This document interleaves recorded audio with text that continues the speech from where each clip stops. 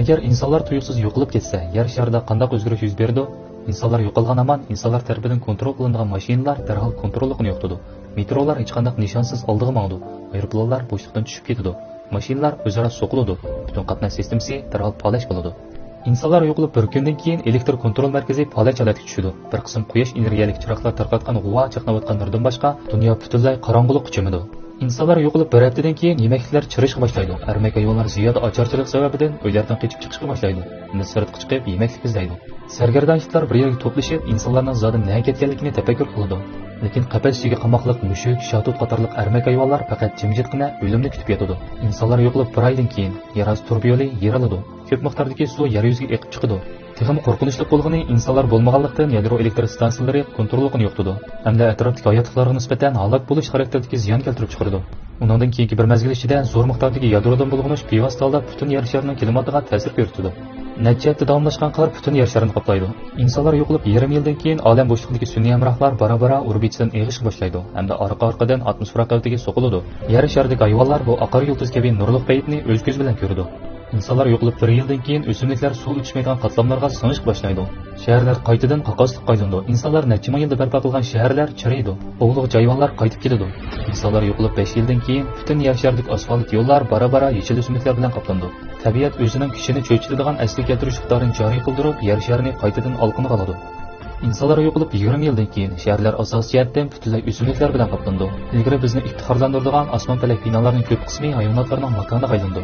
İnsanlar yo'qolib 50 yildan keyin mashinalar chirib tatlashidi. Nurg'un egiz binolar ig'irlikqa bardoshlik berolmay ko'mirilishga boshlaydi. Qumliq atrofidagi shaharlar bara-bara qumburon tarafidan yutib olindi. İnsanlar yo'qolib 100 yildan keyin yer shari klimatida osmon zamin o'zgarishi yuz berdi. Bir qism dengiz bo'yidagi shaharlar bara-bara suvga g'arq bo'ladi. Bu vaqtda dengiz okeanning hayot kuchi asli keladi. Zo'r miqdordagi dengiz okean jonliqlari mislsiz gullanadi. İnsanlar yo'qolib 500 yildan keyin qurilish ustunlarining asrish kamchil bo'lganlikdan Eiffel temir minori, Chemin ko'riki qatorliq qarmoqqa mukammal ko'rinadigan qurilishlar ig'ir buzg'unchilik uchrashga boshlaydi.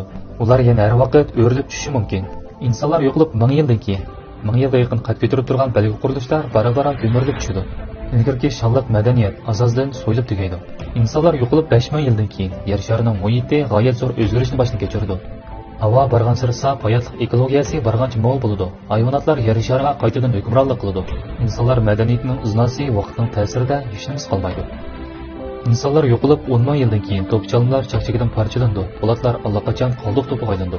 Biz yana boshqa madaniyatning iznalarini ko'ra olamdik yo'q bilmadim. Balkim tuman ming chaqirimlik Sadichin sepili, Misr, Al-Ihrami qatorliqlarning yana bir qism parchalari saqlanib qolishi mumkin.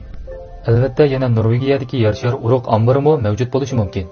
Odamning kulgisini keltirdiğini biz ilgari faxrlanadigan zamonaviy madaniyat bilan ilg'or texnika, biz qog'oz va disklarga saqlab olgan insonlarning madaniyatining barliq namoyandalari faqat necha yuz yilda hech nima qolmaydi. Bizning ilgari tashqi o'yish shakli orqali madaniyatni saqlaydigan usulimiz bo'lsa, nima degan hamoqatlik. Mana hozir amaliyot tarafidan o'zimizga qattiq bir taslik soldik.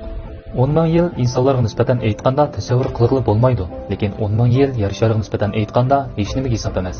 Bilishimiz kerakki, yer shari allaqachon 4 milliard 600 million yil mavjud bo'ldi.